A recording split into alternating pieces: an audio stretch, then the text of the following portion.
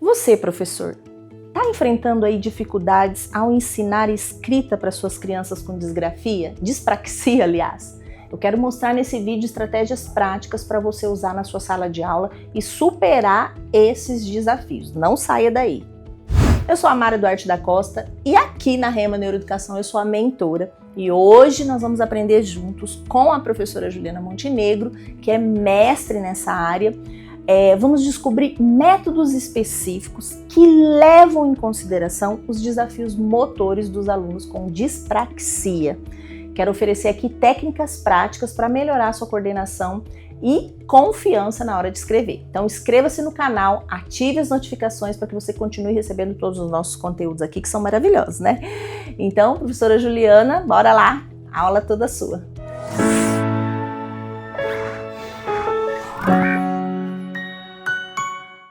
Vocês sabiam que muitas crianças e adolescentes com dificuldades de desenvolver habilidades complexas como a escrita, por exemplo, têm uma condição de dispraxia, né? E o que é dispraxia? Vocês já estão com essa dúvida aí pairando, muitas pessoas já ouviram falar, né, sobre esta condição. Muitas crianças e adolescentes, vocês sabiam, gente, que muitas crianças e adolescentes que não conseguem, né, aprender a escrever, e quando eu falo aprender a escrever, eu estou falando de uma escrita funcional, né, de fluência, de uma capacidade de representação gráfica, né, que é o que a escrita nos propõe, que a escrita solicita, né, como aprendizagem, não conseguem aprender ou não conseguem desenvolver uma escrita funcional, bastante adequada para a idade, porque tem dispraxias, né? Porque tem um perfil dispráxico que a gente fala. Muitas vezes a criança e o adolescente, eles não conseguem desenvolver habilidades mais refinadas. Por quê? Porque tem um corpo ali como um todo que está desorganizado, que está descoordenado. Quando você pensar na palavra dispraxia, o que é que vem à sua mente? Dispraxia. Pensa na estrutura da palavra. Dis geralmente está associado a dificuldade. Praxia está associado às nossas habilidades práticas, né? A coordenação motora, a capacidade que nós temos de realização de movimento coordenado, harmônico, intencional. Pois é. E aí, não adianta a gente trabalhar só a mão da criança por entender e achar que é só a mão que faz a gente aprender a escrever, né? E não é só escrever, né, pessoal? Que faz a gente aprender habilidades, né, mais complexas e mais refinadas. Para eu chegar a desenvolver toda uma condição manipulativa, para a gente usar as mãos de uma maneira muito eficaz em muitas tarefas, né, é a parte do corpo que nós mais exploramos o ambiente, né, o meio.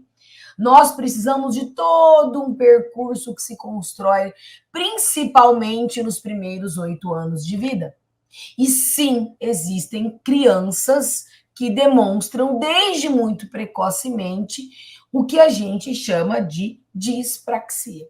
Bora lá, então, conhecer comigo? E, não é só conhecer não, galera, porque eu não vou só trazer aqui, né, estratégias eficazes que vão dar resultado, não só, mas também para a escrita, mas também para a escrita e para muitas outras tarefas que nós executamos enquanto humanos, né, e que precisam ser desenvolvidas, que precisam ser trabalhadas. Agora, o basicão aí para vocês. A gente aprende movimento corporal como? Se movimentando.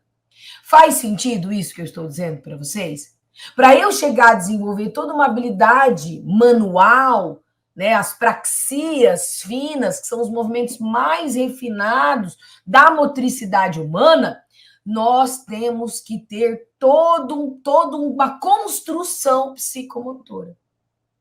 Crianças dispráxicas têm prejuízo, sim, na aquisição de leitura, de escrita. E o que nós podemos fazer? Nessa aula, é isso que você vai ver. Você vai entender o que é dispraxia, o que significa a criança ter um perfil dispráxico e como ela pode ser ajudada. O que fazer? Tá? Bom, Para a gente entender dispraxia, lembrando que o prefixo dis significa dificuldade, nós precisamos, eu trouxe aqui uma definição bastante completa de praxia. Nós, eu, você e toda a espécie humana, mesmo numa condição, né, de deficiência, mesmo numa limitação, nós somos seres práxicos. O que significa isso? Que nós aprendemos fazendo, que a prática leva a gente a desenvolver habilidades, né? Eu aprendo a escrever escrevendo, eu aprendo a andar de bicicleta andando de bicicleta. Nós somos seres práxicos, tá? E a praxia vem de praxis, né, como termo, que permite a uma criança, né, depois de muitas tentativas e erros, claro, porque o processo de maturação está presente, a gente não começa a andar e já sai andando bonitinho, certinho, coordenado, não é verdade? Quando a criança começa a aprender a andar, ela erra, ela cai, ela perde o equilíbrio, até ela ir melhorando a capacidade do andar dela. Ficou claro? Isso para as habilidades, muitas habilidades humanas. Tá? Então, essa praxis, que é o fazer, que é a oportunidade da vivência motora, permite que a criança, com erros, tentativas, acertos, enfim, aprenda a realizar movimentos motores amplos, como pular, por exemplo, como rolar, por exemplo, e finos, tá? Que são os movimentos das extremidades do corpo. Quanto mais afastado do eixo central do corpo, mais difícil de executar o movimento, tá? Então, os movimentos amplos, rastejar, andar, correr, pular, saltar, saltitar, escalar, movimentos amplos, tá? E, claro, amassar, rasgar, picotar, certo? Escrever, os movimentos refinados, tá? Além disso, essas praxis, elas permitem que a criança aprenda a fazer muitas tarefas mais complexas, como, por exemplo, se vestir, amarrar seus próprios laços de sapato. A criança primeiro aprende o nó, depois ela aprende a laçada, e ela tem a enfiagem, tem o alinhavo aí, que são habilidades importantes. Manejar, por exemplo, uma faca, o garfo, né? Cavar alguma coisa, cavar uma terra, né? Usar o talher na mesa, certo? Quando a gente diz que nós estamos numa condição práxica, é porque nós já conseguimos executar essas tarefas de maneira correta, sem derrubar, sem cair. Ó, tá entendendo lá? Dispraxia? Pois é, vai construindo aqui junto comigo uma ideia sobre isso. Quando uma criança ela entra na escola, praxis é o processo que a gente utiliza, que é, né, desenvolvido para aprender uma infinidade de novas tarefas. Sim, existem tarefas, praxis, né? Tarefas aprendidas antes, né, da entrada na escola e depois de maneira, sim, fundamentada pedagogicamente, sistematizada, organizada, com intencionalidade pedagógica, certo? Como escrever. Olha lá, a criança ela vai precisar, com a prática, lembrar como fazer uma divisão, por exemplo, planejar escrever uma história que faça sentido, um texto, pegar uma bola, jogar a bola de volta, né?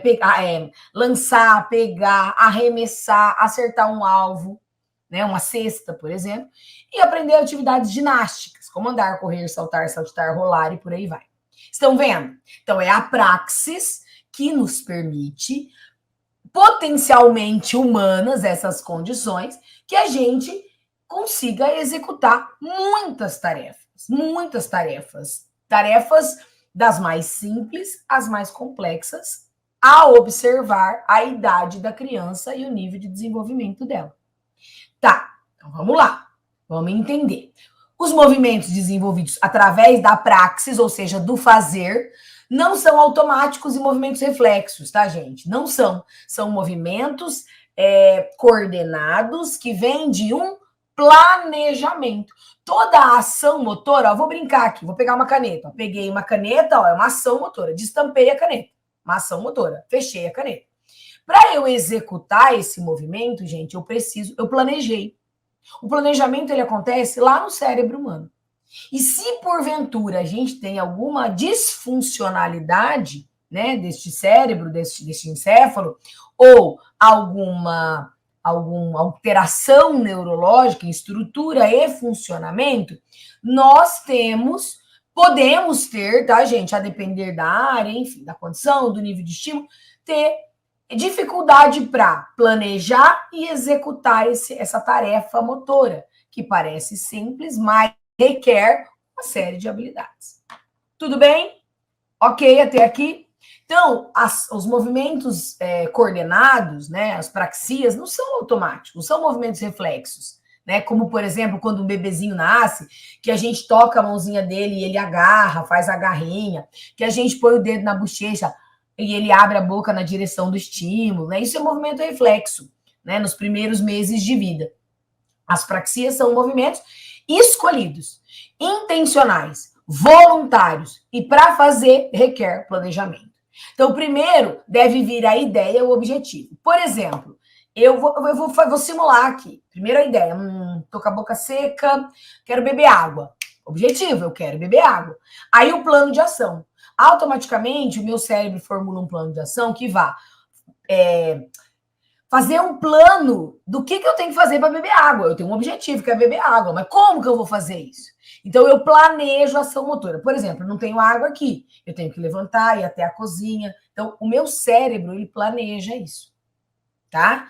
E aí, eu planejo, formulo essa ação motora que vai atender ao meu objetivo e eu, então, executo. Ou eu tento outra, ou eu planejo diferente, ou planejo outra estratégia, por aí vai.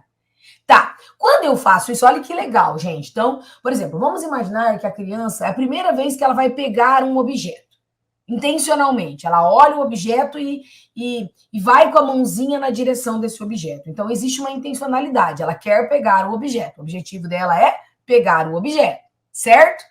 Ela formulou, ela ainda não tem algumas habilidades, né, da motricidade desenvolvidas, mas ela vai fazer uma tentativa.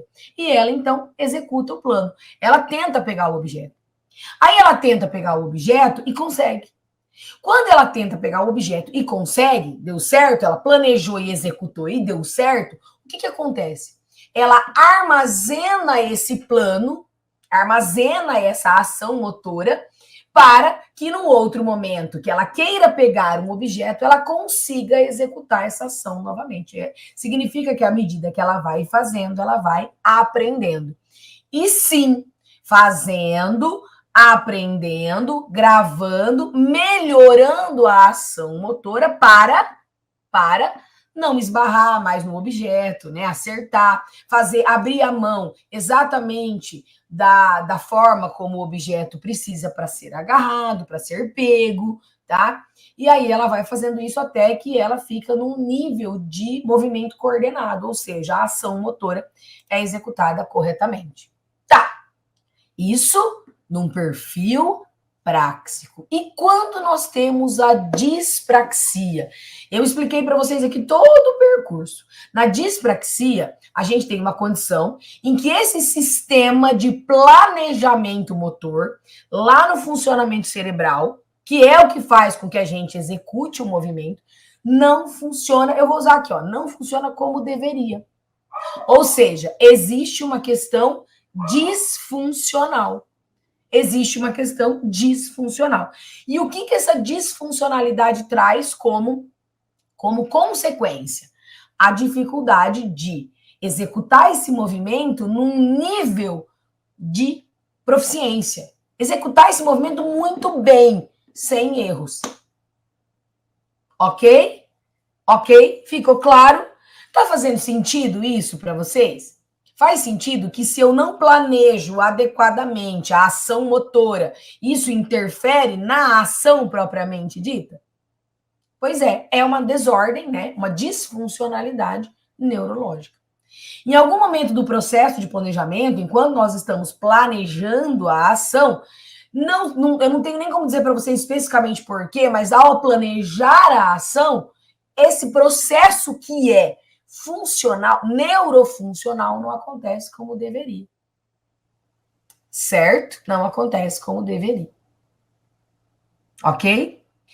Então, em alguma essa alteração ela pode ser ao planejar, ao realizar e também ao armazenar isso para o futuro. Em qualquer uma dessas etapas, gente, existe aí uma questão neurológica a ser observada, tá? As vias neurológicas que são necessárias para a tarefa não estão se conectando corretamente, ou seja, esse processo, planejamento, execução do plano, armazenamento para o futuro, não, em algum momento desse percurso tem um tilt. A coisa ali não, né, deu um tilt. E aí o resultado disso, o que é a resposta? É uma ação motora. Essa quebra, essa alteração, ela pode ser no sistema sensorial, ao coletar as informações e armazenar as informações sensoriais, porque eu dependo dessa informação sensorial para planejar as minhas ações motoras. Pode ser lá no desenvolvimento da dendrita, né? As vias nervosas que se ramificam dos neurônios do cérebro enquanto a informação está passando, no próprio neurônio ao passar uma informação para outra. Pode ser relacionada à falta dos neurotransmissores, que são substâncias que permitem que as mensagens elas passem entre as lacunas dos dendritos, elas vão caminhando na informação. Então, se eu não tenho a liberação de alguns neurotransmissores que vão atuar nesse processo, interfere, né, na realização dele. Ou lá num departamento, você vê que em qualquer uma das áreas, nós estamos falando de funcionamento cerebral. Ou lá no departamento que armazena e recupera isso, que o centro da nossa coordenação motora é o cerebelo. Vamos pensar que em qualquer condição que nós temos, aí vamos pensar nos públicos-alvo, né, da educação especial. A pessoa com deficiências sensoriais, né? As pessoas com transtornos do neurodesenvolvimento. Se eu tenho uma alteração no funcionamento, na estrutura cerebral, eu posso ter, sim, de uma maneira muito comum, a alteração na execução das tarefas motoras, que é o que a gente chama de dispraxia. Ok? Tá, nós vamos falar aqui de escrita. E vamos entender uma coisa, pessoal. Nesse desenvolvimento neuropsicomotor, que é importantíssimo que a gente estude numa condição típica para entender o que está fora do que é esperado, né, para entender aquilo que é atípico, nós temos uma progressão. É contínuo, acontece no decorrer da vida.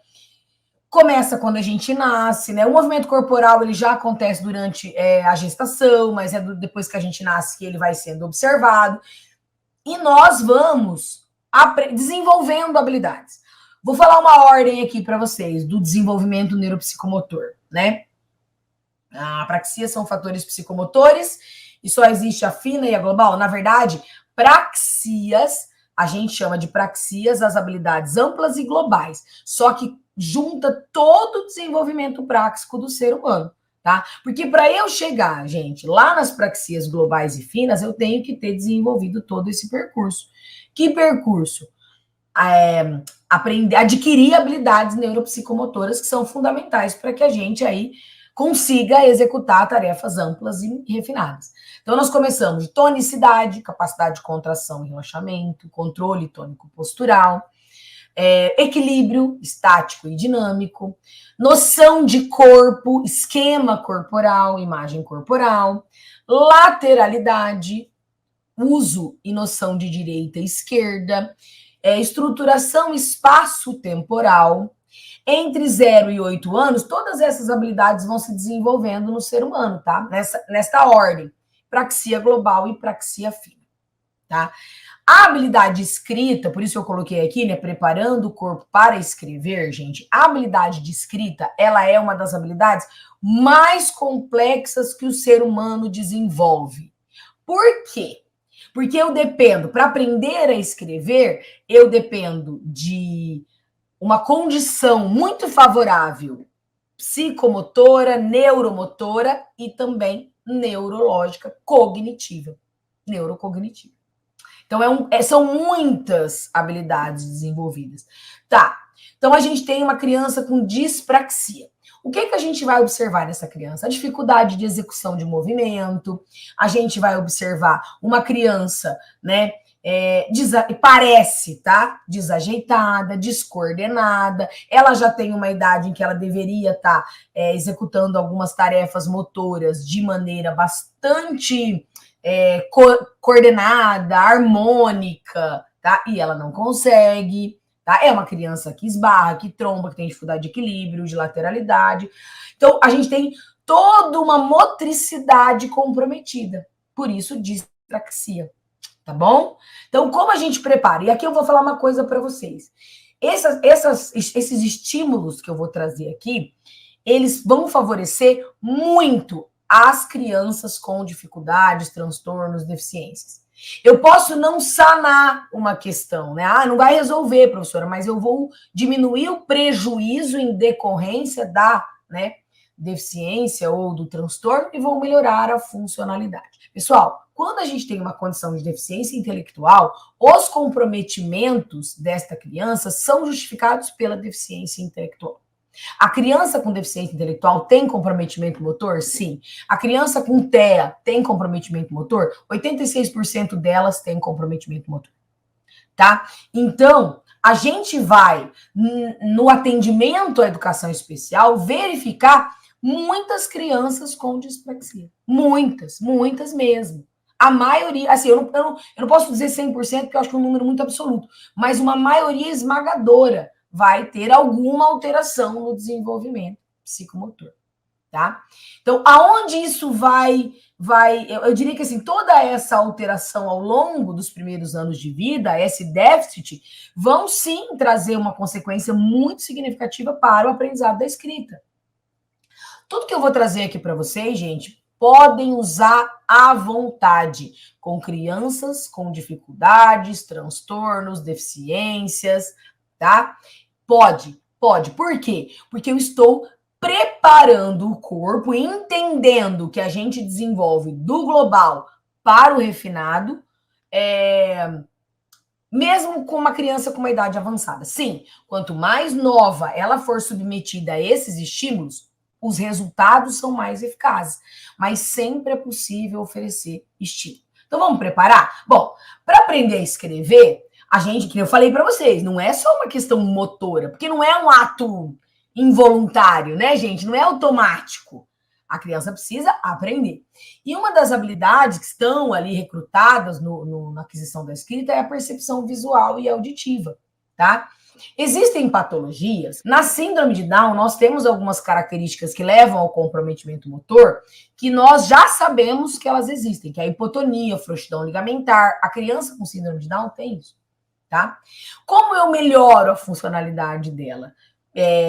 Oportunizando o desenvolvimento de habilidades que vão fazer todo esse caminho que leva à aquisição da escrita funcional, tá bom? Então, trabalhar a percepção visual e auditiva. Vamos pensar, por exemplo, em atividades. Vamos pensar em dois lugares de atividade. Atividades impressas, atividades, né, que o aluno possa fazer dentro da sala de aula e na mesa dele mesmo. Vamos pensar em atividades em que ele possa trabalhar com material alternativo, com material que a gente já usa na escola, e vamos pensar em atividades em que ele use aí o corpo como um todo.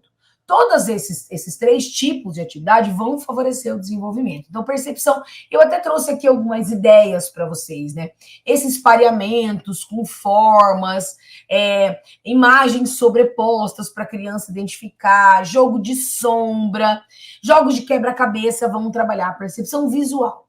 Né, o uso das cores, peças de encaixe, quebra-cabeças, blocos de encaixe, são estímulos visuais, ok? Precisa trabalhar. Labirinto, sabe aquelas atividades de labirinto que a gente vai caminhando, fazendo o percurso? Tá? Essas atividades vão ser importantes para a escrita, por quê? Porque melhoram a capacidade de percepção visual da criança. A auditiva, vamos aí para o universo do quê? Dos sons, né? Porque lembra lá, quando a criança vai aprender a ler e escrever, ela precisa identificar, né? Identificar auditivamente aquele som e tudo mais. Então, por exemplo, trabalhar com som para a criança identificar, trabalhar com música, trabalhar com contação de histórias, trazer as atividades ali que proporcionem um estímulo auditivo, para a criança processar informações auditivas. A informação. Ou, por exemplo, atividades em que você dê comandos auditivos, anota. Você dá o comando auditivo e a criança responde corporalmente. Por exemplo, quando eu bater uma palma, vocês devem andar. Quando eu bater 2 palmas, vocês devem sentar. Olha que legal. Uma atividade super simples. Uma palma, comando auditivo. Lembre-se de que se o objetivo é a criança perceber a palma, né, auditivamente, ela não pode estar te vendo. Você pode estar de costas, pode estar de lado. Você pode também usar um outro tipo de recurso, a música e tal, não tem problema. Tá? Então, bateu uma palma, as crianças caminham. Bateu 2 palmas, a criança senta. Entrada auditiva, resposta motora. Vai ajudar muito a criança. Tá? Atividades de percepção visual, olha, usando palitos coloridos para trabalhar com formas, com cards. A gente precisa, pessoal, no atendimento à pessoa com necessidade específica, disponibilizar esses recursos. Sim, muito legal trabalhar brincadeira de estátua, vivo morto, alguém colocou aqui. Podem explorar. Vai montando o seu portfólio aí, né, com as atividades que você lembrar. Ali com cotonete. Lembre-se de que alguns materiais são mais próprios, né, para crianças menores, outros para crianças maiores. Eu adoro essa atividade do cotonete com a ponta colorida. Eu acho bem legal para a criança fazer um pareamento ou fazer fora do card, no cartão, do papel, tá? Aqui. Vamos olhar aí o estímulo às habilidades psicomotoras. Então, não esqueça de que, para a criança aprender a escrever, ela precisa trabalhar esses traçados. Então, fazer muita atividade, gente, de rabiscação, usando riscadores diferentes, tá? Vai ajudar muito. Lembre-se de que as pegas, né, as preensões mais amplas, né, vou pegar um canetão aqui para vocês verem, ó. As preensões mais amplas, ó, mais grosso, são mais confortáveis para a criança e pode ajudar muito. Então, use riscadores diferentes, use de cera, use lápis de cor, com a pega aqui, né, a grossura um pouco maior. Eles são mais confortáveis, tá bom? Então, nós temos, vamos pensar assim, se a criança para chegar lá, em torno de 6, 7 anos, quando ela tem aí um monte de habilidades psicomotoras já desenvolvidas, para ela chegar lá e aprender a escrever de maneira funcional, né, ela precisa de todo um caminho. Certo? Eu destaquei a percepção visual e auditiva aqui, porque tem que ter esse tipo de estímulo, tá?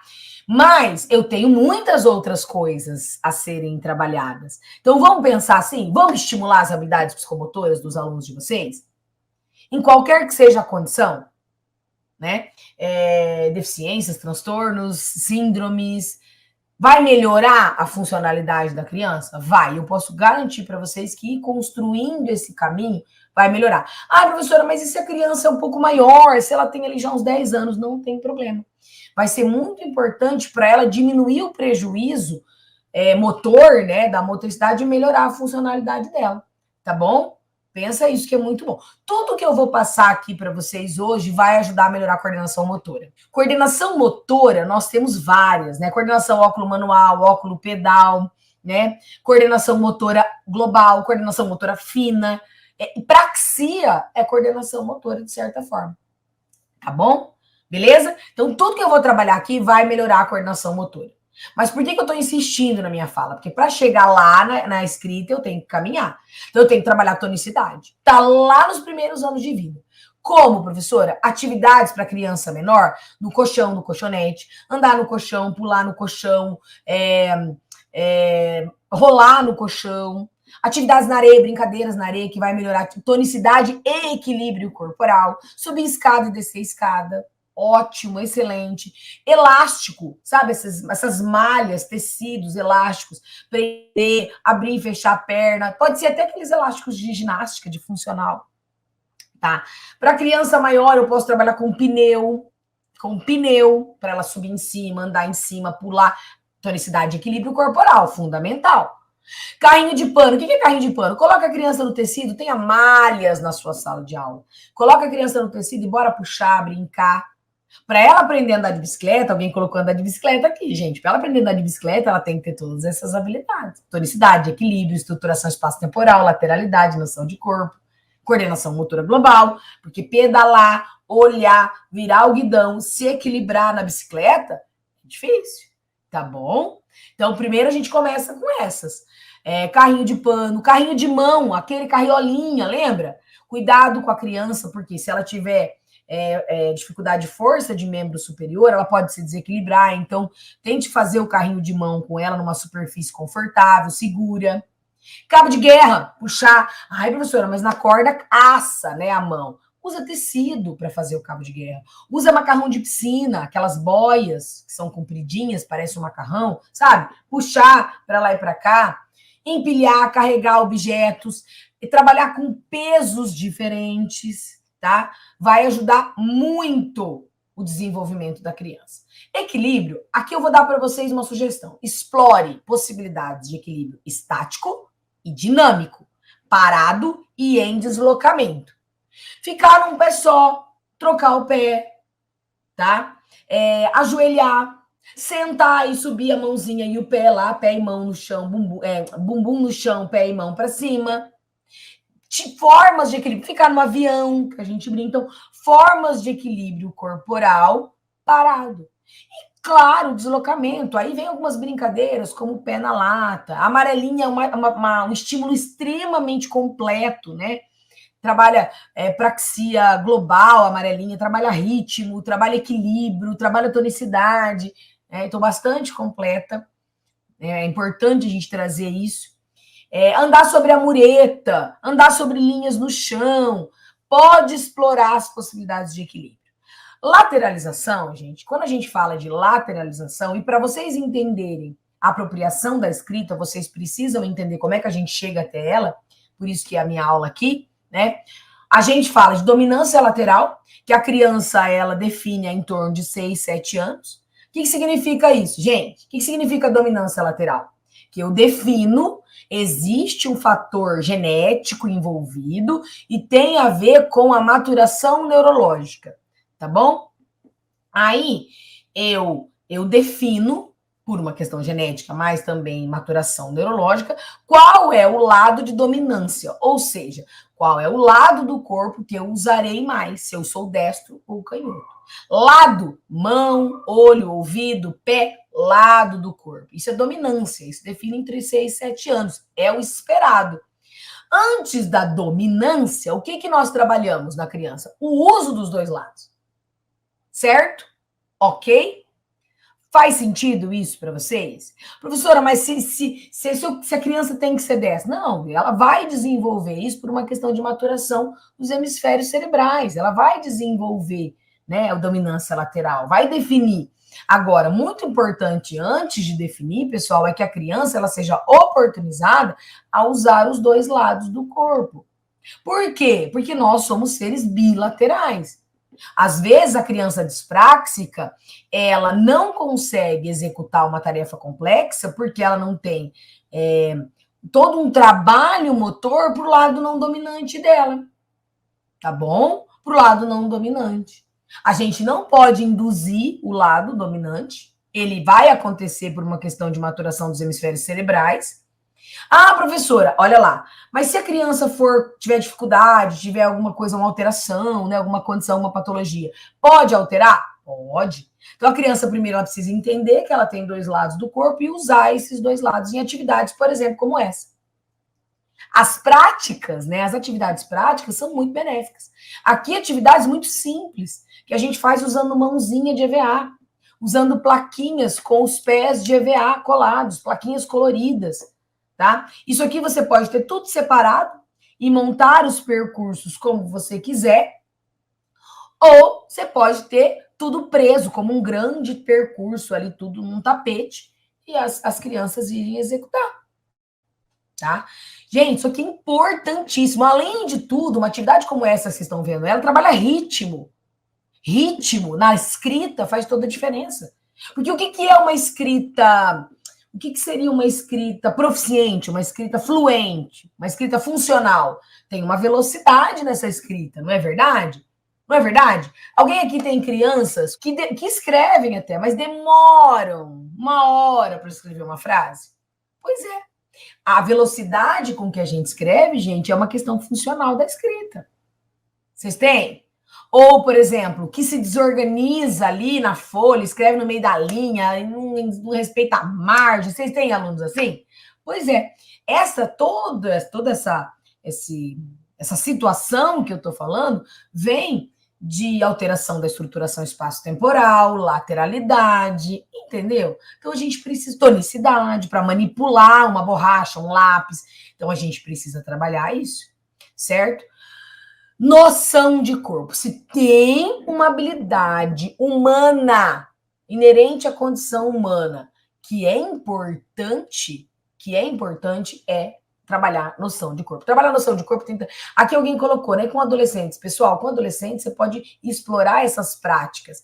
Claro que para eles, assim, né, atividades esportivas, marcenaria, culinária, podem ser mais atraentes para trabalhar as praxias finas, principalmente, né, e tal. Mas a gente precisa olhar para o que vem antes disso, tá? Às vezes é importante dar um passo atrás, tá? Não trabalhar só a mão, dar um passo atrás. Então, vamos trabalhar esquema corporal? Cabeça, ombro, joelho e pé? Pois é. A criança precisa aprender a nomear a parte do corpo, a mostrar a parte do corpo, a entender que o corpo é um esquema. Por quê? Letras são esquemas, palavras são esquemas, frases são esquemas. Tá bom? Primeira forma esquemática que a criança aprende, pessoal, é o corpo dela.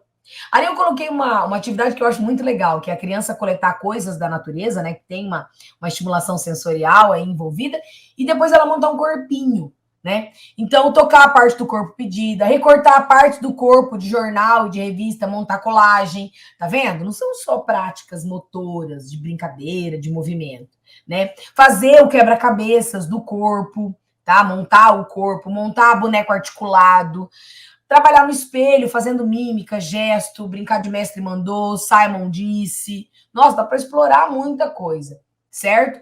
Eu gosto dessas brincadeiras, né? Tocar a mesa com o nariz, isso no comando verbal, né?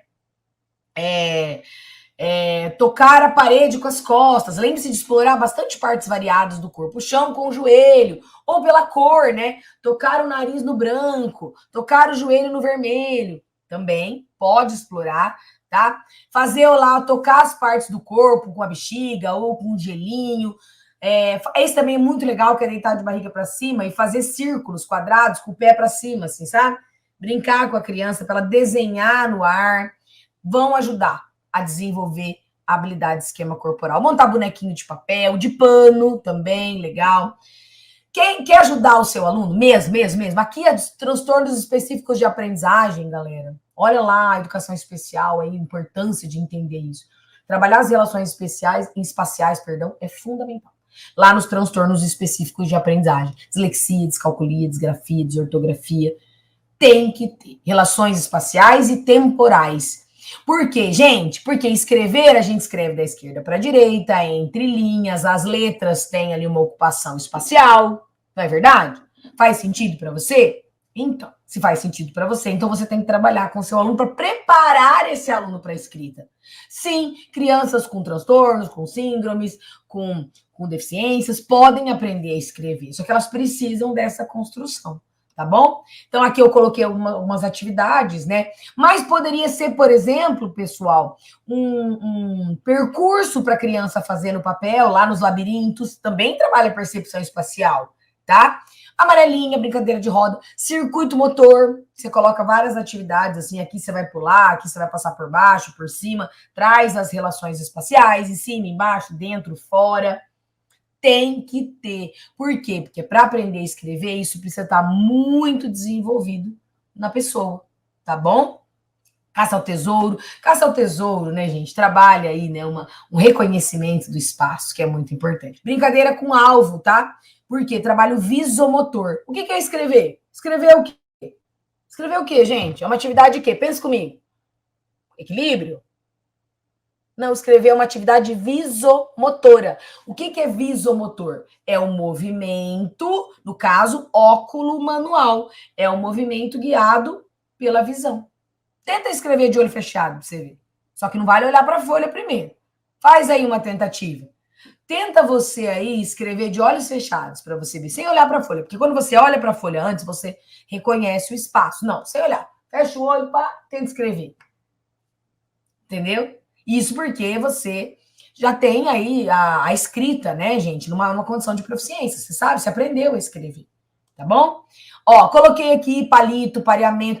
Lembra, não precisa ser só atividade motora, mas precisa ser também atividade motora. Então, eu posso trabalhar com tangram, posso trabalhar com pecinhas, posso trabalhar com sequências, posso trabalhar com formas. Vai ajudar muito o meu aluno a desenvolver essa percepção e organização espacial. Trabalhar com atividades assim, com a imagem de referência para a criança colocar sobre a imagem, sem a imagem de referência também é uma possibilidade. Estruturação temporal. Tempo. Escrever também envolve tempo, fluência. Tempo é relacionado à sequência de fatos. Já pensou naquela atividade lá que você pode fazer? De sequência de fatos? Tipo tirinha, tipo gibi, né? Então, pois é. Referências de tempo, nós usamos referências de tempo. É uma das habilidades mais difíceis da criança desenvolver, né, gente? Porque o tempo, ele é subjetivo, né? A gente trabalha com referência de tempo. Agora, se tem uma coisa que vai fazer muita diferença no desenvolvimento do seu aluno, é trabalhar ritmo. Ritmo. Ó, a gente costuma, de 0 a 2 anos, alguém perguntou sobre a idade, né? A gente costuma, de 0 a 2 anos, dar mais ênfase para tonicidade e equilibração. Noção de corpo, a gente começa a partir dos 3. Dá para trabalhar sempre, a criança desde sempre, ela se movimenta, né, o corpo inteiro, no sentar, enfim. Só que lá nos 6, 7 anos é quando essas habilidades amadurecem, entendeu? Então eu vou dando essas oportunidades para a criança, tá? Trabalhar ritmo desde muito pequenininho, muito pequenininho a gente já trabalha ritmo. Tá? Lembra disso, porque antes da criança entender as questões de tempo, por exemplo, dia, noite, amanhã, ontem, hoje, né, meses do ano, tá? Antes disso, ela começa a compreender o conceito do tempo no que é rápido, devagar, tá bom? Ela vai se apropriando disso, por isso que a gente vai trabalhar ritmo corporal, tá? Coloquei aqui algumas brincadeiras que eu adoro, sequência de movimento de braço, por exemplo, né? 1 para frente, 2 para cima, 3 para o lado, 4 para baixo. Você pratica, a criança memoriza a sequência, conforme você vai falando os números, ela vai executando. O bebê de 2 meses, galera, tá no movimento reflexo ainda. Vai pro tummy time com o bebê de 2 meses, que é colocar de barriga para baixo, né? Para fazer fortalecimento cervical. Vai segurar objetos na mãozinha dele, vai trabalhar com fichas de cores, preto, branco, amarelo e azul, para a criança olhar. 2 meses, alguém me perguntou aqui. Aqui você tá no bebê ainda na fase do movimento reflexo, tá? Então vai para esse caminho aí. O lado, né, do contato com o corpo da mãe, né, tudo isso é importante para um bebezinho de 2 meses, tá bom? Então aí aqui você vai brincar um pouquinho. Então ela sabe o que tem que fazer, que 1 é para frente, que 2 é para cima, que 3 é para o lado, que 4 é para baixo. Aí você vai mesclando. Você fala 1, fez, 4. Também trabalha a memória ativa aí, né? Saltos ritmados, cordas pequenas, uma marcação qualquer no solo. A ideia aqui que a criança ela tem que memorizar uma sequência de fatos. Ai, professora, mas ele tem dificuldade. Mostra, faz uma fichinha então, gente, com o desenho, tá bom? Faz lá. Então, uma sequência de saltos para ela fazer. E aí ela vai fazer ritmada, com comando verbal ou não verbal. Por isso que eu coloquei a possibilidade da imagem aqui. Então, ela vai pular com os 2 pés 4 vezes, depois ela vai abrir e fechar a perna 4 vezes, depois ela vai pular para o lado num pé só, 4 para a direita, 4 para a esquerda. Isso que é uma sequência de salto ritmado. Fácil e eficaz. Olha aqui uma postilinha para vocês de quanta coisa de praxia global, coordenação motora global.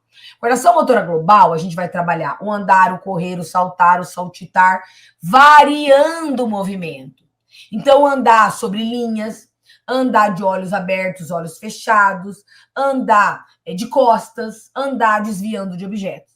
Saltar só com o pé direito, saltar obstáculos, saltar alto, saltar longe, correr acompanhando o ritmo da palma, correr batendo ali, chutando um objeto, pode ser uma caixinha, tá? Então, você vai explorar com os teus alunos tipos, variações do andar, correr, saltar, saltitar, rolar, rastejar barriga para baixo, rastejar barriga para cima, rastejar com o bumbum no chão. Isso vai ajudando a desenvolver toda uma motricidade global que vai dar condição para Praxia fina. Lembra lá da escrita? Sim, a gente usa muito a mão. Escreve com a mão. Sim, nós escrevemos com as extremidades do corpo, né? Tanto que quando a pessoa não tem as mãos por uma deficiência física ou uma amputação de membro, né? Que é uma deficiência física também, ela aprende a escrever com o pé, com a boca. Então, ela usa as extremidades do corpo. Por quê, gente? Porque escrever é refinado. Então, aqui eu trouxe prendedor, pode explorar à vontade, alinhavos, enfiagens, né? Isso tem que ter com a criança, principalmente com muita recorrência com a criança público-alvo aí, né, educação especial ou criança, né, com necessidade específica, tá bom? Aí aqui eu trouxe para vocês, de uma pós aí, um tempo, uma aluna maravilhosa, que ela fez uma proposta, né, que trabalhava os pré-requisitos para escrita. Eu trouxe aqui, para crianças um pouco maiores, um pouco menores, né, um pouco maiores, o geoplano, o torremoto, as torres são muito importantes, essa coisa do empilhar, né, para o aluno ele ter melhor funcionalidade. Não pode deixar de trabalhar esses estímulos. Aqui o geoplano usando elastiquinho, sabe, usando borrachinha, né? Aqui esse cai não cai, que é um brinquedo, né? Espetar as varetas, o pega-varetas aí tradicional que vocês já conhecem, a pescaria que pode ser feita usando hashi ou palito de churrasco, tirando as tampinhas com as duas mãos, mas se a criança for menor, pode usar uma peneirinha, tá? Uma concha, não tem problema, usando uma mão só, tá? Usar alinhavos, deixa eu ver aqui. Ah, tá, pensei que tinha passado. Usar alinhavos. Então, explore o seguinte, para criança menor, peças maiores, buracos maiores, cordões mais grossos. Para criança maior, peças menores, buracos menores, cordões mais finos. A professora, mas o meu aluno tem dificuldade, então use peças maiores, tá bom? Peças maiores. O protótipo, galera, eu trouxe aqui porque aprender a fazer nó, amarrar cadarço é muito importante. Então, ter o protótipo vai fazer toda a diferença. E a criança tem que fazer o enlace com o protótipo na mesma posição do calçado, tá bom? Labirinto no gel, isso aqui você pega um ziplock desse de mercado, coloca gel dentro, a criança vai empurrar ali, por exemplo, o botão, ela vai empurrar dentro do saquinho usando o dedinho. Se tem uma atividade legal para vocês fazerem com os alunos de vocês, mesmo alunos com dispraxia, que é muito bacana, é o carimbar. Alunos com dispraxia precisam de uma pega mais ampla. Então, use para carimbar objetos maiores, garrafinha, feixe de cotonete, sabe? Rolha também é legal, dá até para prender mais de uma rolha aí. Palito na flor, que é o palito no pote. Então, você tem um pote, pode ser pote de sorvete, faz os buracos para colocar ali os palitos, palito de sorvete, palito de churrasco. Massinha de modelar ajuda muito também, alguém colocou aqui. A enfiagem, então você vai, ali você tem uma pinça pegando o pomponzinho e colocando na boquinha do sapo. Esse tipo de atividade aqui da pizza com os prendedores tem que ter. E você pode explorar muita possibilidade. Pode ser maiúscula e minúscula, pode ser de pareamento de cor, pode ser de pareamento de número, quantidade, mas o prendedor, para desenvolver a habilidade de pinça, é fundamental. Trouxe algumas atividades aqui, já a gente indo para a finalização desse momento, né, com material alternativo. Eu gosto muito. E essas daqui eu indico para alunos um pouco maiores. Se você estiver trabalhando com alunos menores, por exemplo, você vai trabalhar com pecinhas de plástico, por exemplo, frutinhas com velcro que elas vão cortar. Para os maiores, que os adolescentes, que já têm ali uma dispraxia, marcenaria, modelagem usando, né, o material diferente, argila, barro, pode ser a própria massinha, tá? Modelar coisas diferentes, importantíssimo, e são mais atividades mais, né, que cabem para alunos maiores, artísticas, digamos assim. Se for possível, né, gente, as atividades de robótica, tá? Culinária, sim, aula de culinária. Então a criança vai cortar legume, vai descascar a coisa, e isso vai fazer muita diferença. Se você tem umas crianças um pouco maiores, trabalhar com as atividades artesanais, gente, trazer gente para dar oficina na escola, de bordado, de crochê, nossa, de barbante. Tem um tipo de macramê, né, que o aluno faz trançando. Tem um que é bem grandão, que a gente usa uns fios bem grossos para fazer coberta.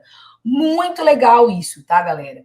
E, claro, se você quer desenvolver escrita, não pode faltar. Estou finalizando aqui. traçados e percursos, tá bom? Como que a gente aprende a escrever? Traçando, fazendo atividades de percurso. Então, você pode usar a impressa, pode usar com material alternativo, atividade de labirinto, simetria. Tem que trabalhar, isso vai fazer muita diferença para o desenvolvimento da escrita. Aqui eu relacionei alguns links para vocês explorarem outras possibilidades.